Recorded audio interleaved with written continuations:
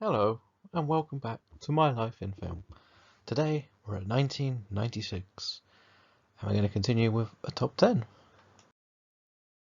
So, in at number 10 is From Dusk Till Dawn. From Dusk Till Dawn is one of my favourite vampire movies. Again, this is a theme we've seen a lot. We've had a lot of vampire movies on these lists, but this one takes the story to a different way, more action heavy, rather than dealing with the slow turn into vampires. We have the criminals who are on the run, joined with a priest who's lost his faith and his family as they're trying to just have a vacation to forget their own loss, and they find a bar that's full of vampires who are looking for their latest feed. The action sequence in the bar is ridiculously over the top and very, very entertaining. One of the best of the year. Number 9 is Matilda. We are returning to movies that I would have watched when I was younger, and Matilda, being a Roald Dahl fan, is one of the very first ones I saw of his work. Even to this day, the cake eating scene is very difficult to watch for me. I am not a fan of food horror or forced feeding, which is probably one of the only things that makes me turn my head in horror. We do have an excellent cast, and the story is, of course, everything Roald Dahl would have loved to see. The biggest ones that I haven't seen, we have Crash. Don't really know too much about it, not overly interested in seeing it. The Birdcage. We know this is a Robin Williams movie. I have to put that on the list solely because it's Robin Williams. I've seen snippets, I've seen so many little bits and bobs of this movie. It's one I do want to see. We also have Bottle Rocket. Again, a good cast, good director. Never got round to seeing. And we have Bound, which has a bigger reputation for a certain scene. Let's just leave it at that. Number 8 is Mars Attacks. For me, Mars Attacks completely knows how to sell completely bonkers movies. I could watch this movie next to an Independence Day and laugh and enjoy it. It's funny. It has so many A-list actors who appear in completely bonkers roles, including a dual performance by Jack Nicholson. It is just one you can just sit there, laugh, and enjoy. Number 7 is Scream. Being the horror fan I am, you may have thought this would be higher on the list, but hey, there's plenty more movies to come. I do love the whole Scream franchise. I am a fan of all four. I don't have any hate or disagreement to any of them. I love where we went with this. I've seen the build up to make Scream Grid, and this is also one of the gateway horror movies I saw when I was younger. I just love how, going back and watching it, we have the obvious opening which turns to traditions of horror, along with how it isn't quite a serious horror movie, but it isn't a comedy.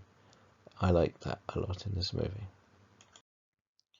The films I didn't enjoy was The Craft, which is The Nutty Professor. God, that was terrible. And Hard Eight, again, it's just one I wasn't as interested in as I would like to have thought I would be. In at number 6 is A Time to Kill.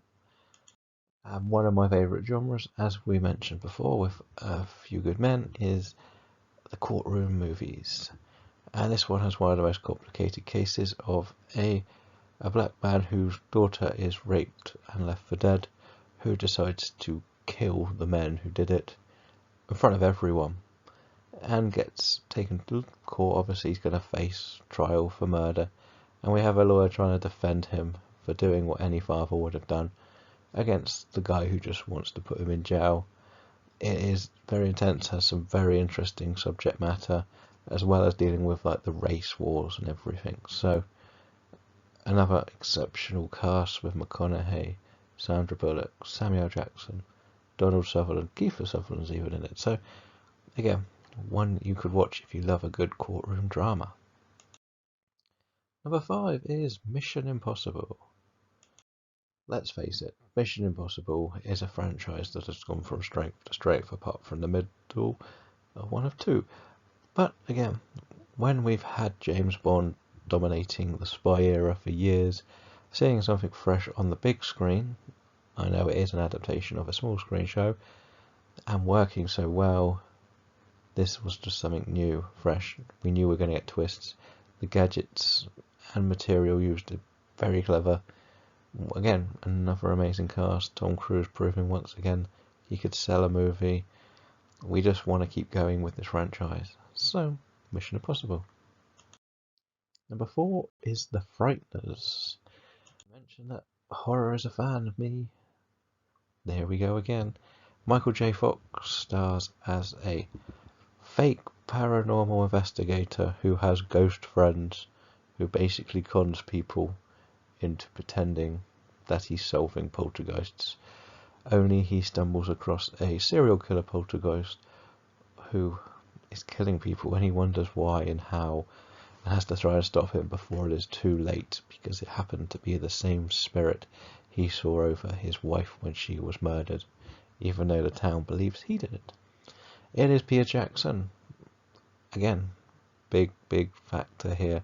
For me, this is my favourite Peter Jackson movie. There, I said it. It's not a Lord of the Rings movie. It's The Frighteners. It does help that Michael J. Fox is exceptionally entertaining in this role. Number 3 is Twister. Growing up again, I loved my disaster movies. I could watch them all day long. Twister was one that actually felt like it could have been a real disaster. I know it's not a full-blown disaster, it's about trying to study tornadoes. But again, it is something that is a lot more entertaining than just things blowing up like mad. It is something that could be happening. It does have an edge of the seat feel to it. It handles the comedy very well too. And a very entertaining movie from start to finish. Number 2 is The Rock. I say this on every list, I like my over-the-top action movies, and what better than an over-the-top action movie than a potential James Bond character in Sean Connery, a completely nuts Nicolas Cage as assigned, basically a diffuser of bombs, science genius who loves the Beatles, and a cold, calculated Marine who has strong motivation for what he's doing in Ed Harris, who has taken Alcatraz hostage with weapons of danger. Such. They have a virus that can kill people very quickly, very painfully, and all he wants is actually his pensions for his men. It's a very noble cause why he's doing it, and there is some good bluffing along with everything he's doing. But things obviously will get out of hand. It's a big Michael Bay action movie, and one you can enjoy. Again, I say this every time, I like over-the-top action. And number 1, I mentioned it before, was Independence Day. For me, Independence Day was the perfect blockbuster movie. It has been one of the first I properly understood to be something bigger than anything else you'll see. We have such a likeable cast in Will Smith as the fighter pilot, potential stepdad. We have Jeff Goldblum as the nerdy he's a journalist, engineer, who knows how to solve everything while having a bitter rivalry with his ex-wife, who works for the president. Again, the best president in an action movie. The explosive scenes are just way too good for a movie of the 90s. And the fact that we actually went with the full pure destruction of the White House is just something you would never have seen before.